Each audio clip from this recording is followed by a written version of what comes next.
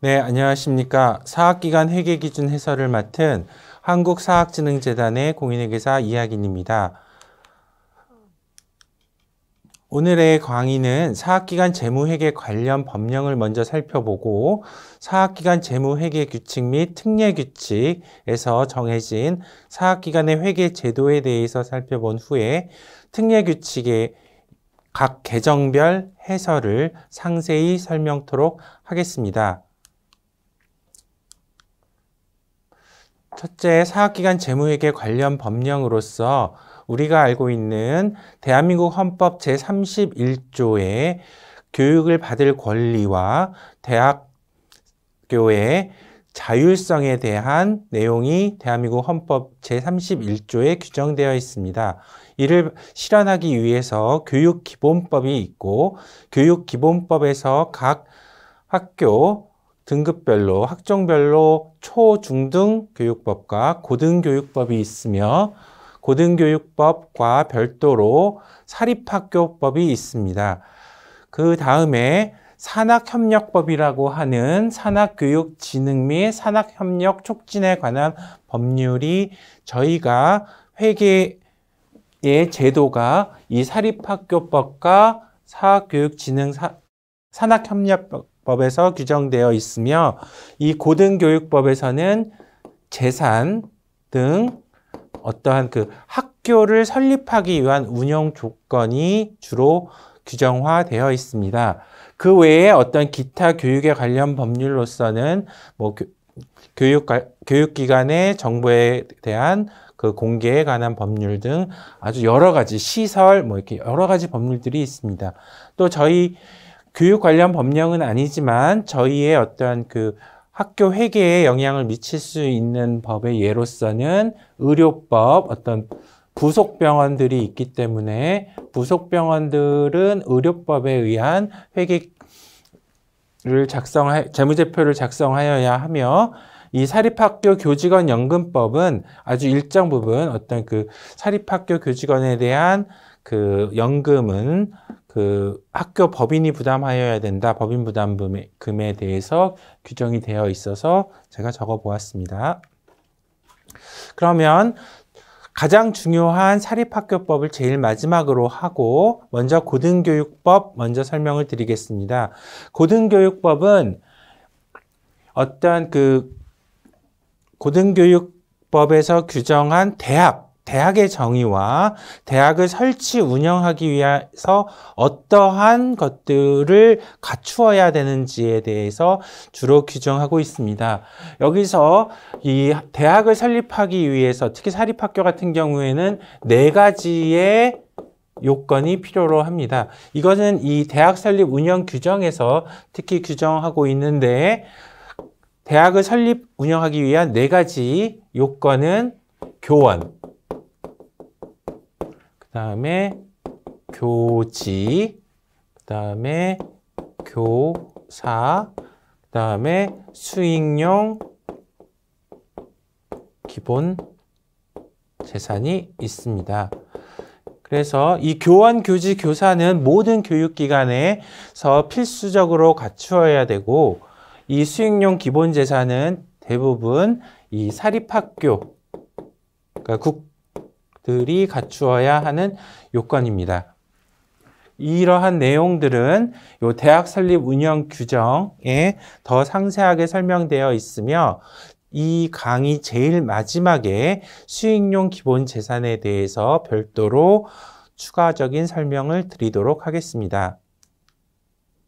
그러면 먼저 고등교육법에서 규정한 대학교육기관이란 어떠한 것인가? 대학교육기관은 우리가 잘 알고 있는 4년제 대학뿐 아니라 산업대학, 교육대학, 그 다음에 전문대학교, 그 다음에 방송대학, 통신대학, 사이버대학 등 원격 대학이 있습니다. 그 다음에 기술대학, 각종 학교가 있고 대학원 대학의 경우에는 별도로 고등교육법 제30조에서 규정하고 있습니다. 그래서 여러분들이 이제 향후에 회계 그 그 사립대학들의 감사를 가는 경우에 사학기관이라고 함은 모든 대학을 설치 운영하는 학교 법인과 학교의 그 회계에 대해서 재무제표에 대해서 감사를 실시하시게 될 것입니다. 그래서 또한 이 고등교육법은 학교 안에 필수적으로 설치되어야 하는 위원회와 그 조직에 대해서도 설명하고 있습니다. 그래서 제11조에서는 등록금 및 등록금 심의위원회, 등록금 심의위원회는 대학을 갖춘 모든 교육기관들이 필수적으로 운영해야 하는 위원회입니다. 그래서 이 11조에서는 우리가 좀 알 수 있는 것들을 알아야 하는 부분은 입학금을 금지하고 있고 등록금의 지급 수단 및 분할 납부 부분, 그 다음에 어떤 등록금 심의위원회를 설치 운영하여야 합니다. 그 다음에 어떤 등록금 인상률은 뭐 1.5배 이내, 그 다음에 만약에 이 규정을 어겼을 경우에는 어떤 제재 조치가 있을 수 있다. 저희 회계적으로 중요한 부분은 요 등록금 심의위원회입니다. 그래서 저희가 학교가 결산이나 예산을 수립을 했을 때 이 등록금 심의위원회의 의결을 필수적으로 맞춰야 합니다. 그래서 저희가 이제 그 결산 기간이 굉장히 짧은 편인데 이 등심위와 이제 다음에 나오는 대학평위원회의 자문, 그다음에 등심위의 의결을 맞춘 후에야 비로소 이사회의 승인을 받도록 되어 있습니다. 그러면 다음 장에서 또 학교가 필수적으로 갖추어야 되는 대학교 평위원회로 넘어가도록 하겠습니다. 대학평위원회도 필수적으로 갖추어야 하는 것이고, 하지만 요 중요한 2호 및 제3호의 자문사항에서 요 교육과정의 운영에 관한 사항과 대학 현장의 재정 또는 개정 등에 대해서는 자문사항이라고 할 수 있습니다. 그래서 요 대학 교육과정의 운영에 관한 사항 때문에 저희의 그 예결산 사항도 여기에 대학평위원회의 자문사항입니다. 그 다음에 이 대학평위원회는 11명 이상의 뭐 학생들, 교직원 정도로 구성되어 있으며 동문 등이 참여할 수 있습니다. 네, 그 다음에 산업교육진흥 및 산학연 협력 촉진에 관한 법률, 산학협력법이라고 얘기하는 부분에 대해서는 잠시 설명드리도록 하겠습니다. 이 법령이 왜 중요하냐면 요 산학협력단 회계 처리와 이 학교 기업에 대한 회계 처리, 산학협력단의 운영에 대해서 이 산학협력법에서 규정하고 있기 때문입니다. 참고로 말씀드리면 이 산학협력단은 학교 및 법인과 독립된 법인입니다. 그래서 실무적으로 봤을 때에는 산학협력단의 감사 계약을 맺지만 이것도 보통 대부분이 학교를 담당하는 그 회계법인, 감사인이 그 감사를 수행하게 되지만 이 감사 계약은 별도로 수행하여야 합니다. 이때 산학협력단의 단장이 이 감사 계약의 주체가 될 것입니다. 이 산학협력단은 이 법인과 독립되어져서 존재하고 학교의 총장, 학교의 장이 임명토록 되어 있습니다. 그래서 이 산학협력단은 이 업무, 아까 말씀드렸다시피 독립된 법인이다. 그 다음에 한 학교에는 원칙적으로 하나를 두어야 하지만 캠퍼스가 있는 경우에는 각 캠퍼스별로도 운영이 가능합니다. 그래서 여기서 조금 특이한 산학협력단의 그 운영에 있어서 특징적인 거는 국공립대학도 산학협력단을 설치하고 국공립대학에 설치되어진 그 산학협력단 역시 회계감사를 받아야만 합니다. 그 다음에 산학협력단은 요 업무, 여기에 규정되어진 뭐 협력 계약의 체결 및 이행, 회계, 관리 등 사업화 촉진에 관한 업무 등 요 규정된 업무만을 수행할 수 있습니다. 특히 요 사업화 촉진에 관한 업무로서 기술지주 회사의 설립, 운영에 대해서도 산학협력단 내에서 이루어지고 있습니다. 참고로 산학협력단 회계 처리 규칙은 뒤에서 말씀드리는 특례 규칙과 별도로 규정되어 있습니다. 그래서 이 산학협력단 회계 처리 규칙에 의해서 산학협력단은 회계 처리가 되어야 하며 감사도 요 회계 처리 규칙을 준수하는지를 파악을 하셔야 될 것입니다. 이 산학협력단의 그 회계 처리 규칙은 그 특례 규칙, 사학기관 그 법인이나 학교의 회계를 담당하는 그 특례 규칙에 비해서 이 일반 기업 회계 기준과 훨씬 더 유사한 형태로 이루어져 있기 때문에 재무상태표, 대차대조표가 아니라 재무상태표의 이름을 쓰고 있고 운영계산서, 그 다음에 현금 흐름표를 작성토록 되어 있습니다. 그리고 만약에 이 규칙, 회계처리 규칙에서 규정하지 아니한 부분에 있어서도 일반 기업 회계 기준을 이 특례 규칙보다 우선해서 사용하도록 되어 있기 때문에 이 일반 기업 회계 기준을 잘 알고 있는 우리 회계사님들께서는 그렇게 어렵지 않게 감사를 수행하실 수도 있을 것입니다. 회계 기간은 학교 회계와 마찬가지로 3월 1일부터 2월 28일까지로 동일합니다. 그 다음에 산학협력법에 의해서 그 존재하는 그 조직이 학교 기업이 있습니다. 근데 이 학교 기업의 경우에는 이 학교 기업을 설치할 수 있는 두 가지 조직이 있는데 이것이 학교, 그러니까 교비회계라고 나중에 말씀드리겠지만 학교에서 설치할 수 있고 그 다음에 산단, 그러니까 산학협력단에서도 설치가 가능합니다. 그리고 이제 학교 기업은 물론 복수의 학교 기업이 존재할 수 있고요. 이때 이 학교에서 설치한 학교 기업의 회계는 학교 회계, 교비 회계로 합산이 되어질 것이고요. 만약에 학교 기업이 산학협력단에서 설치되어진 경우 일반적으로 국공립대학 같은 경우에는 거의 다 그렇고요. 사립학교에서도 많은 학교 기업들은 산학협력단에서 설립한 경우도 많이 있습니다. 이럴 때는 산단 회계로 합산되어집니다. 즉, 이 학교 기업은 어떤 독립된 회계 주체라기보다는 어떤 그 학교나 이 산단 회계의 특수회계 처리, 특수회계 같이 어떤 그 독립적으로 운영되어지지만 결국은 교비회계나 산단회계로 합산되어져야 하는 회계단위라고 생각하시면 되겠습니다. 그 다음에 좀 특이한 것들이 요 시행령 제34조를 보면 학교 또는 그러니까 산업교육기관 회계의 연간 수입 총액의 10% 범위 내에서 학교 기업의 운영비를 지출할 수 있다, 보조할 수 있다 이렇게 되어 있습니다. 이 굉장히 큰 금액인데 하여튼 이 법령상으로는 10%까지 어떤 운영비를 지출할 수 있다고 되어 있습니다. 그 다음에 이제 요 학교 기업의 회계 처리 역시 별도의 회계 처리 기준이 있습니다.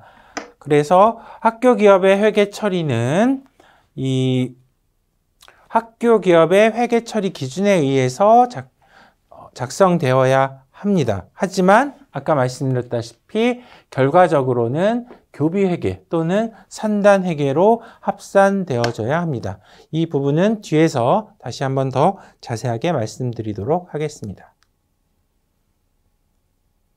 그 다음에 제일 중요한 법령인 사립학교법에 대해서 잠시 말씀드리도록 하겠습니다. 이 사립학교법에서는 이 사립학교가 유지되어야 하는 어떤 조직에 대해서 말씀드릴 수 있고요. 이 사립학교법에서는 이 학교 법인에 대해서 먼저 정의하고 있습니다. 그러니까 즉 학교를 운영할 수 있는 권리는 학교를 설치 운영을 할 수 있는 조직은 학교 법인이어야만 합니다. 물론 이제 유치원의 경우에는 예외이지만 유치원을 제외한 모든 학교 운영은 학교 법인만이 할 수 있습니다. 그래서 뭐 학교 법인을 설립하고 이 학교 법인에는 어떠한 조직들, 즉 이사회라든지 뭐 감사 등 어떠한 조직을 갖춰야 되는지 이런 가버넌스에 대한 내용도 이 사립학교법에서 규정되어 있으며 이 사립학교에 대한 사학기관에 대한 외부 회계감사에 대한 의무는 31조 아니면 시행령 14조에서 규정하고 있습니다. 요 아까 대학 설립 운영 규정은 고등교육법과 그 중거법이 같습니다. 그 다음에 여기 역시 사립학교법 밑에 사학기관 재무회계 규칙이라고 하는 그 회계 규칙이 있고요. 이 대학을 설립 운영하는 기관에 대한 특례 규칙이 있습니다. 즉, 이 특례 규칙은 대학교를 설치 운영하는 법인 및 대학교에서만 운영되어지고 적용되어지기 때문에 이 대학교의 경우, 이 어떤 감사의 의무를 갖고 있는 사학기관인 대학교의 경우에는 일단 특례 규칙을 적용해서 회계 처리를 하시고 여기에서 규정하고 있지 않은 부분에 대해서는 재무회계 규칙이 적용될 것입니다. 이 재무회계 규칙은 초등학교, 중학교, 고등학교까지는 일반적으로 적용되어질 것입니다. 그래서 만약에 학교 법인이 대학을 설치하고 운영하고 있지만 그 고등학교, 중학교를 설치하고 있는 경우도 많이 있습니다. 이럴 경우에 대학교를 제외한 학교에는 사학기관 재무회계 규칙이 적용될 것이며 학교 법인과 대학교에는 특례 규칙이 적용될 것입니다.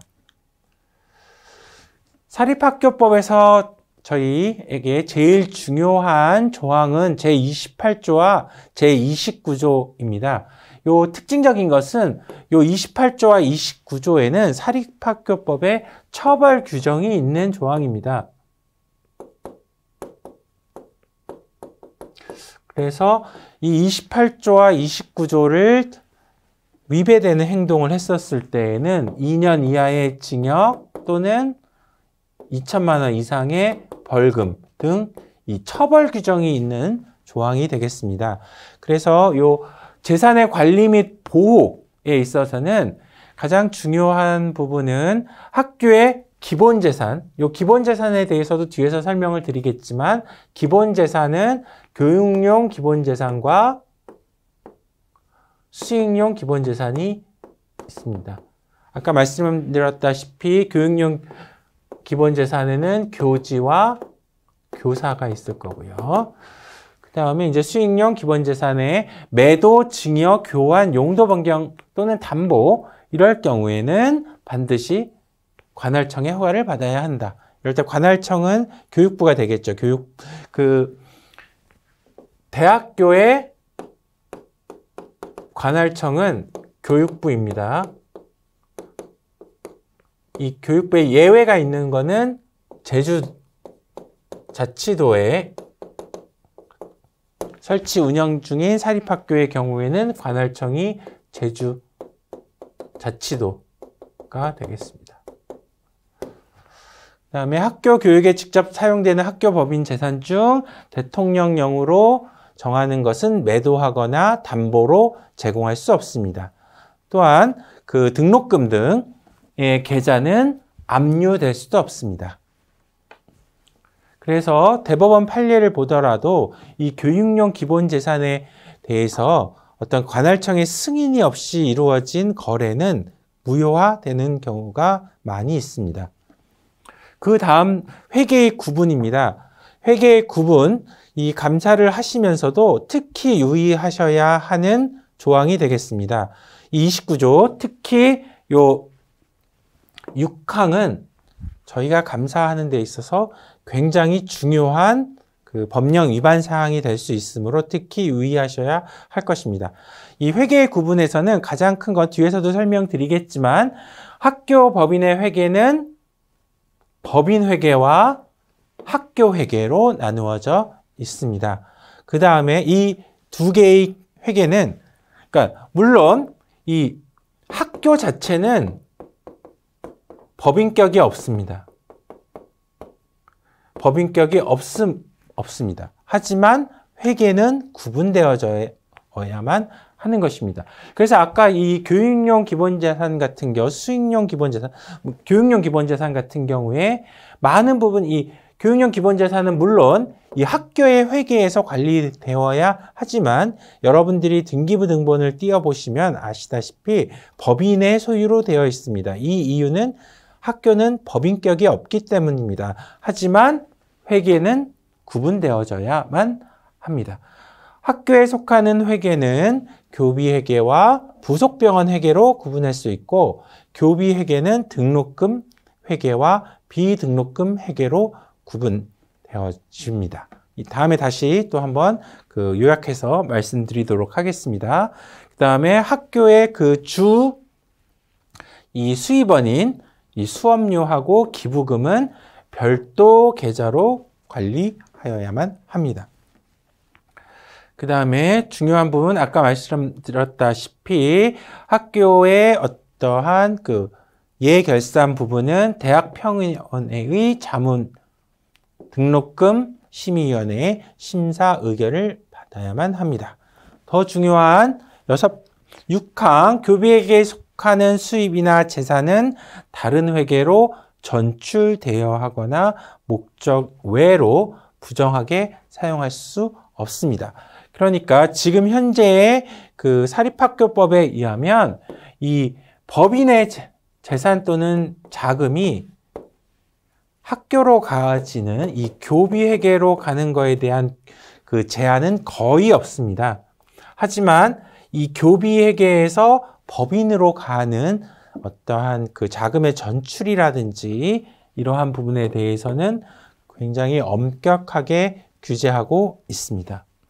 왜냐하면 이 교비회계의 주요 수입원은 학생들이 부담하는 수업료, 그 다음에 이 기부자가 기부하는 것, 학교의 교육 목적으로 기부한 내용이기 때문에 이 학교 법인으로 흘러들어가는 것을 엄격히 규제하고 있습니다. 또한 이 사립학교법 시행령 제13조에서는 교비회계의 세입 세출에 대해서 구체적으로 정의하고 있습니다. 그래서 이 교비회계의 경우에서는 이 세입 세출, 특히 세출 부분에 있어서는 여기서 규정한 세출 외에 어떠한 부담 행위를 지는 것을 규제하고 있습니다. 그래서 교비회계의 세입은 아까 말씀드렸다시피 수업료, 등록금, 그 다음에 중요한 것은 어떤 기부금, 그 다음에 국고보조금 등, 그 다음에 기타 교육부대 비용 등이 있으며 더 중요한 거 교비회계의 세출은 어떻게 기억하시면 되냐면 학교 교육에 직접 필요한 경비, 그래서 기부금, 그러니까 학교 자체는 기부금을 받는 것이지만 기부금을 지출하는 경우는 거의 없습니다. 즉, 불우이웃 돕기 성금을 낸다, 교비회계에서는 지출할 수 없습니다. 다음에 이 사립학교법 제32조의 2항에서 적립금에 대해서 정의하고 있습니다. 이 적립금은 이 학교 회계에서만 존재하는 특이한 제도이며 이 회계 처리 방법이 필요합니다. 그래서 요 32조의 2항에 대해서는 요 적립금에 대해서는 추후에 회계 처리에서도 보다 더 구체적으로 설명드릴 수 있도록 하겠습니다. 그래서 이 적립금은 학교 법인의 이사장은 어떠한 목적, 중요한 것은 기본적으로 가장 중요한 것은 용도에 맞게끔 어떠한 그 적립금은 원금 보존 적립금과 임의 적립금으로 구분하고 어떤 용도를 반드시 규정한 특정 목적 적립금으로 구성이 됩니다. 즉, 그 적립금은 이렇게 재무제표를 보시면 아시겠지만 연구 적립금, 건축 적립금, 장학 적립금, 퇴직 적립금, 그다음에 특정 목적 적립금 이렇게 그 구성이 되어 있습니다. 그다음에 사용하는 방법에 따라서 원금 보존 적립금과 임의 적립금으로 구성되어 있습니다. 아시다시피 원금 보존 적립금이란 그 원금은 사용할 수 없고 그 원금에서 발생하는 이자 또는 투자 수입에 대해서만 어떠한 저희가 이 목적의 용도에 따라 사용할 수 있으며 임의 적립금의 경우에는 뭐 원금과 그 수익 제한 없이 사용하실 수 있겠습니다. 그러면 재원의 경우, 이 적립금의 재원의 경우에서는 구체적으로 이 적립금은 이 교비회계 중에서 아까 말씀드렸다시피 교비회계에는 등록금 회계와 비등록금 회계가 있습니다. 그랬을 때 등록금은 물론 수입원이 등록금 수입입니다. 수업료 수입. 하지만 이 비등록금의 주요 수입원은 기부금, 그 다음에 국고보조금이 있겠지만 이 기부금이기 때문에 대부분의 적립금은 모든 이 적립금은 비등록금 회계의 재원이어야만 합니다. 하지만 이 등록금 회계로부터의 적립의 딱 두 가지 경우를 이제 그 등록금 회계에서 비등록금 회계로 보낼 수 있는 그 두 가지 예외 조건이 있는데 그 중에 하나가 이 건축 적립금을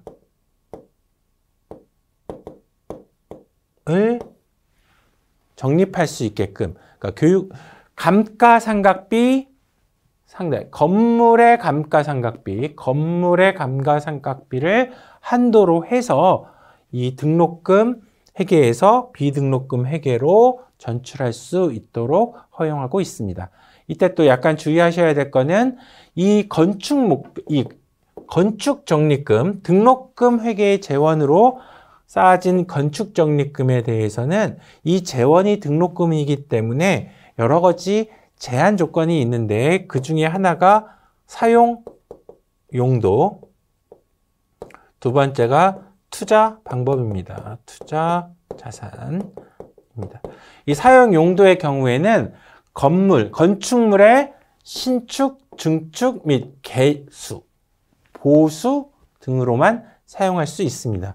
즉, 이 등록금 회계에서 비등록금으로 전출된 건축 적립금에서는 토지 등을 절대 구입하실 수 없습니다. 그 자산으로는. 그 다음에 이 투자 자산에 대해서도 제한이 있습니다. 일반적인 적립금은, 그러니까 이 적립금은 증권, 그러니까 즉 여기에는 채권과 주식, 뭐 파생상품까지 다 포함이 되죠.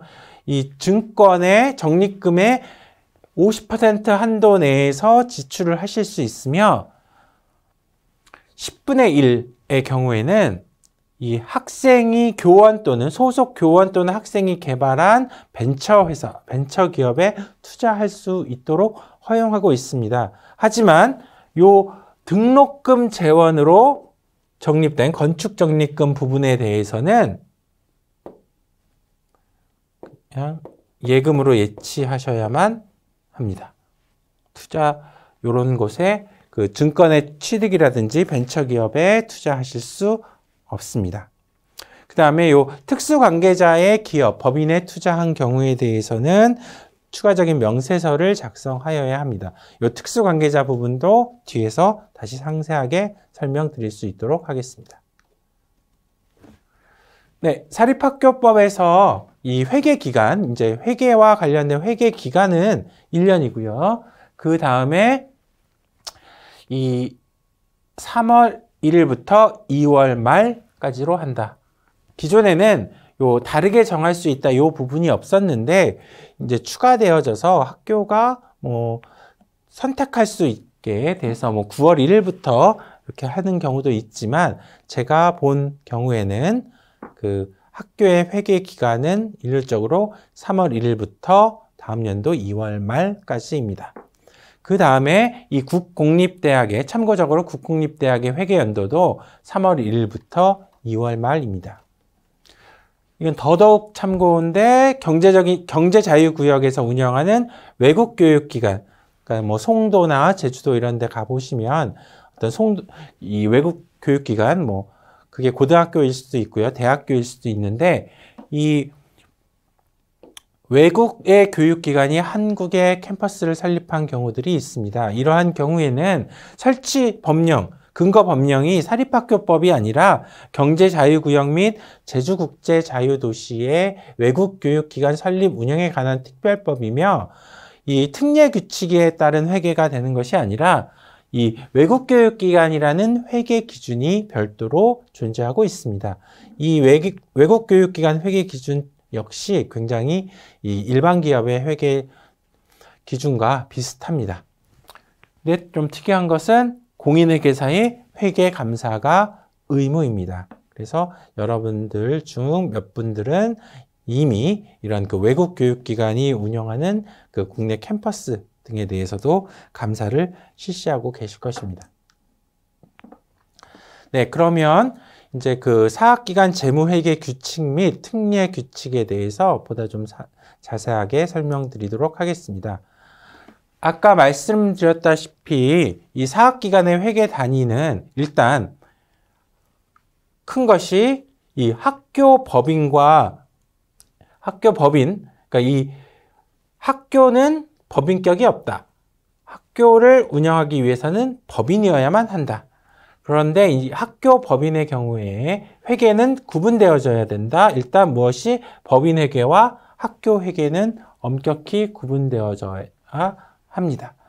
그리고 이 법인 회계는 수익 사업과 일반 회계, 법인 일반 회계로 구분되어질 수 있으며 만약에 이 수익 사업이 굉장히 조그만 규모일 경우에는 일반 회계에서 이 수익 사업에 대한 회계도 같이 하실 수 있습니다. 하지만 이 일반적으로는 수익 사업 회계가 별도로 존재하고 이 수익 사업 회계는 또 일반 기업 회계 기준을 적용하도록 되어 있습니다. 그 다음에 이 학교 회계에는 아까 말씀드렸다시피 교비 회계와 부속병원 회계가 있으며 이 교비 회계는 다시 등록금 회계와 비등록금 회계로 구분되어집니다. 그 다음에 학교 회계에 부속병원이 있을 수 있으며 이 부속병원은 의료기관에 대한 회계 처리 기준을 적용하도록 되어 있습니다. 여기 약간 요 화살표가 그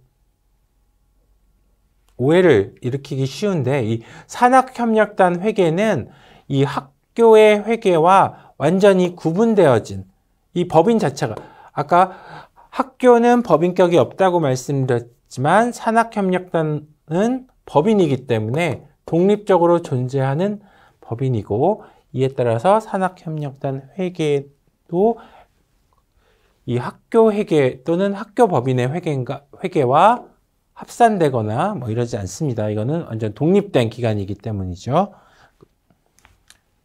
그래서 이 적용되어지는 회계 규칙 자체도 전혀 다릅니다. 이 학교 법인은 아까 말씀드렸다시피 수익사업 회계의 경우에는 기업회계 기준을 일반 기업회계 기준을 적용하도록 하고 재무제표 역시 뭐 자금계산서, 대차대조표, 운영계산서를 적용하게 되어 있고 어떤 경우에는 뭐 현금 흐름표를 작성하는 경우도 있습니다. 왜냐하면 이 수익사업 회계는 일반 기업회계 기준을 적용하기 때문에 그 다음에 법인의 일반 업무 회계는 나중에 말씀드릴 사학기관에 대한 재무회계 규칙에 대한 특례 규칙을 적용하게 되어 있으며 재무제표 역시 자금계산서, 대차대조표, 운영계산서를 작성하여야만 합니다. 그 다음에 이 합산재무제표 부분에 대해서는 뒤에서 또 조금 다시 설명을 드리겠습니다. 그 다음에 학교회계는 교비회계와 부속병원 회계로 나누어지며 교비 회계에는 아까 말씀드렸다시피 등록금 회계와 비등록금 회계로 구분되어지고 이 경우에 자금계산서, 대차대조표, 운영계산서가 작성되어져야 합니다.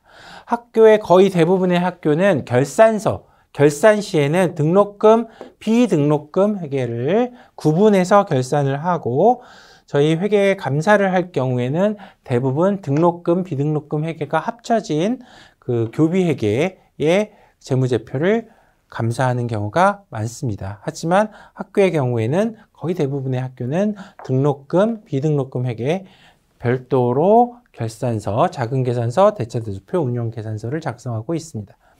그 다음에 부속병원 회계는 의료기관 회계 기준에 따라서 현금흐름표, 대차대조표, 손익계산서, 기본금 변동 계산서 등을 작성하고 있으며 만약에 의료기관 회계 기준에서 규정하고 있지 않은 부분에 대해서는 일반 기업 회계 기준을 따르도록 되어 있습니다. 학교 기업 회계는 아까도 말씀드렸다시피 학교 기업 회계 처리 규칙에 따라서 작성하시고 현금 흐름표, 대차대조표, 운영계산서를 작성하여야 하며 규칙에 정하지 않은 사항은 중소기업 회계 기준. 여기서는 그러니까 학교 기업 회계 처리 규칙에서 규정하지 않은 부분은 중소기업 회계 기준을 특례 규칙에 우선해서 적용하도록 하게 되어 있습니다.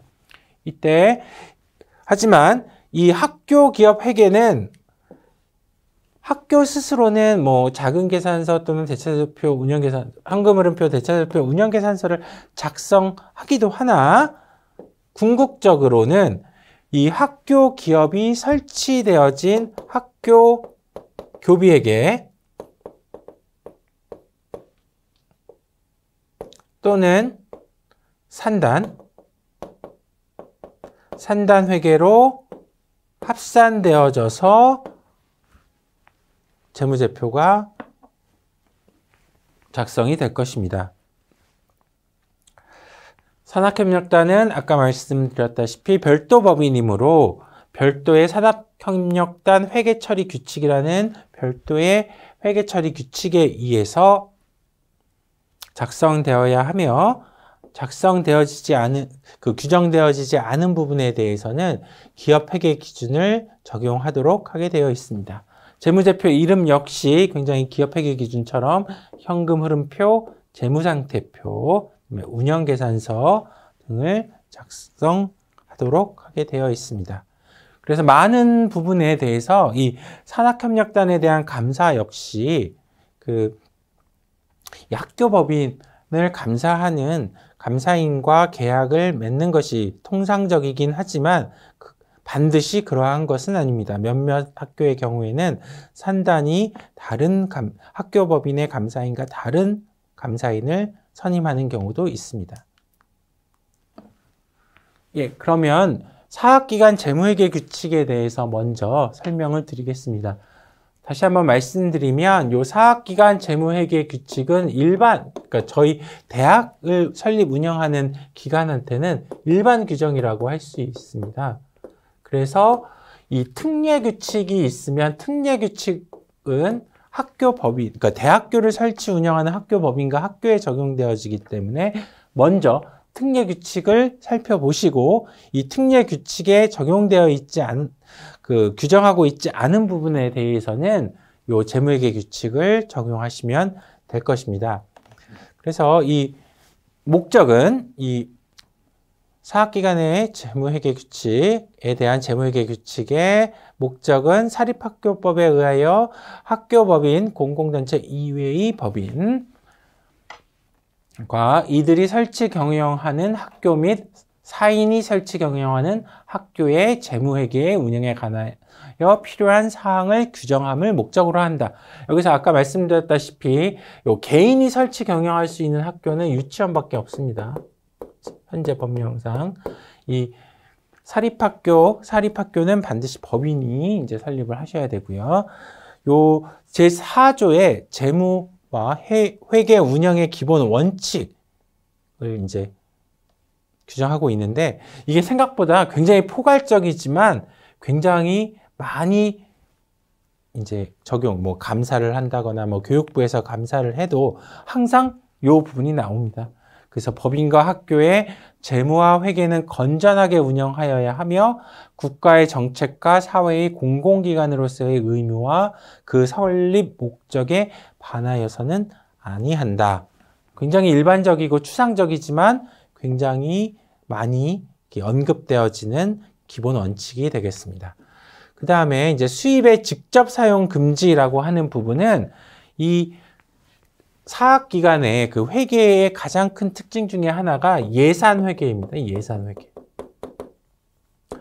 그래서 어떤 회계기간, 즉 3월이 시작하기 전에 예산이 수립되어져야 하며 그 예산 내에서 지출이 되어져야만 합니다. 그래서 어떤 수입이나 지출, 그러니까 이 수입 예산, 이 학교의 모든 수입과 지출은 각각 이 예산의 통제를 받아야만 합니다.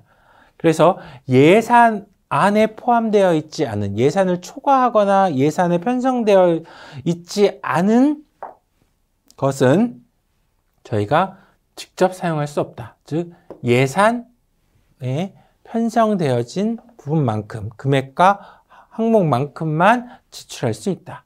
학교 회계의 특징 중에 하나가 예산 회계이다. 여기서 이제 예외가 있는 것은 뭐 이를 직접 사용하지 못한다. 다만 입찰 보증금, 계약 보증금 등 보관금과 잡종금의 경우에는 그러하지 않을 수도 있다. 하지만 거의 없습니다. 이것도 이제 입찰 보증금은 이제 뭐 저희가 냈다라기보다는 저희가 받은 돈이 되겠죠. 그다음에 자금의 관리, 이거 역시 굉장히 그 규정이 엄격해서 굉장히 어떤 학교가 이 예금을 이제 수익을 얻기가 어렵게 되어 있는 경우가 많습니다. 그래서 법인과 학교는 자금 집행 계획을 수립하고 이 자금 집행, 이 자금은 금융을 업으로 하는 은행 또는 한국교직원 공제에 예치해야만 합니다. 자금의 경우에는, 그러니까 적립금은 아까도 말씀드렸다시피 어떤 증권이라든지 벤처회사에 투자할 수 있겠지만 자금이라고 하는 것은 은행 또는 한국교직원 공제회의 그 교직원 K공제회 뭐 이런 게 있겠죠. 더 K. 그 교직원 공제회에만 예치를 해야만 합니다. 그래서 이 예치라고 하는 것은 어떤 그 지분증권 등이 아니라 예금 적금이라고 신탁까지 포함해서 이렇게 생각하시면 되겠습니다. 그다음에 예산 총계주의의 원칙은 수입과 지출은 모두 예산에 편입하여야 한다. 그래서 아까 말씀드렸다시피 직접 사용 금지, 그다음에 모든 것은 예산 내에서만 그 지출이 이루어져야 합니다. 그다음에 추가 경정 예산, 이사장과 학교의 장은 예산 확정 후 생긴 사유로 인하여 이미 성립된 예산에 변경을 가할 필요가 있는 때에는 추가 경정 예산을 편성할 수 있다. 추가 경정 예산, 그러니까 본 예산이 먼저 수립이 되고요. 이 본 예산 이후에 어떠한 변동사항이 있는 경우에는 반드시 원칙적으로는 추경을 세우고 추가 경정 예산을 수립하고 이 이후에 변경된 내용에 따라서 지출하실 수 있습니다. 하지만 회계 연도 중에 용도가, 그러니까 이 추경 이후에만 지출하셔야 되는데 요거의 하나 예외 사항은 용도가 지정되고 전액이 교부 또는 기탁된 경비, 요거의 예를 들면 뭐 지정기부금, 그것은 용도가 지정되고 전액이 교부되는 기탁, 그 다음에 국고보조금 등이 요거에 대한 예외가 되겠습니다. 즉 추가 경정이 아직 이루어지지 않은 경우에도 추가 경정 예산의 성립 이전에 이를 사용할 수 있으며 이는 동일하게 하지만 결론적으로는 이 추경은 연도 내에 이루어져야 합니다.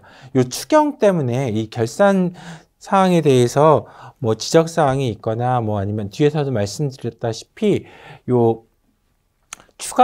이 추경은 결과적으로는 이사회에서 확정이 되어지는 것인데 이 추경을 못해서 이러이러한 문제점이 발생하는 경우들이 있습니다. 그래서 이 부분에 대해서는 조금 더 말씀을 드리도록 하겠습니다. 뒤에 대손상각이나 어떤 그 부분에서 다시 설명을 드리도록 하겠습니다. 그 다음에 또 굉장히 이제 많이 쓰이는 그 재무회계 규칙 중에 하나가 요 성립 전 예산의 집행 금지. 아까도 추경 이전에 지출하면 안 된다. 이거랑 거의 같은 것입니다. 그러니까 이 규칙에 의해서 예산이 아니면 집행하지 못한다. 그러니까 예산이 없으면 지출할 수 없습니다. 그리고 추가 경정 예산의 절차를 밟지 아니하고서는 기정 예산을 초과하여 집행하지 못한다. 이 부분이 굉장히 중요한 것은 예를 들면 뒤에서 등록금 선수금의 부분에 대해서도 다시 말씀을 드릴 텐데 등록금은 보통 2월달 학기가 이제 시작하기 전에 이제 학생들이 등록금을 내게 되죠. 그 다음에 이제 3월에 학기가 시작을 하죠. 이럴 경우에 이 성립 전 예산의 집행 금지 요 규정 때문에 요 등록금 선수금을 뭐 2월 20일 날 받았다. 그러면 요 20일 날 2월 20일 날 받은 것을 2월 달에 어떤 급여라든지 이런 데 사용하실 수 없는 것입니다.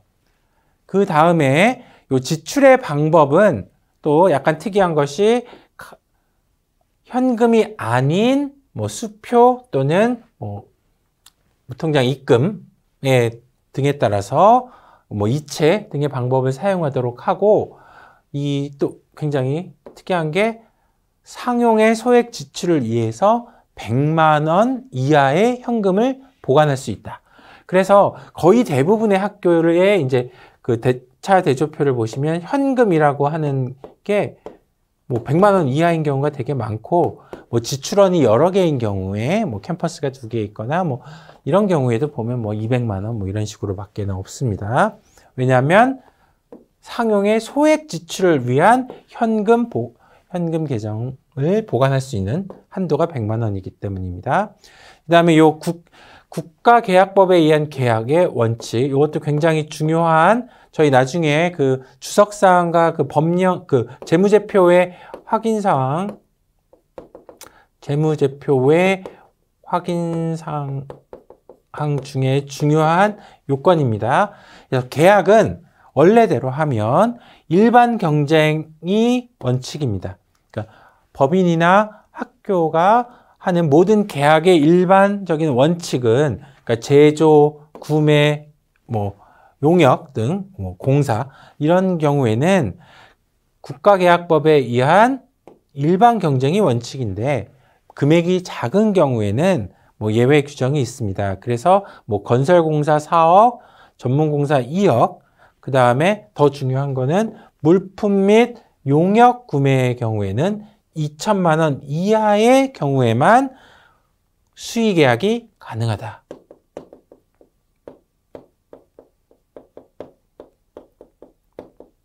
가능 조건입니다. 그래서 이 금액을 초과하는 경우에는 반드시 경쟁 입찰을 통하여야만 합니다. 예, 그러면 잠깐 쉬었다가 다시 이어가도록 하겠습니다.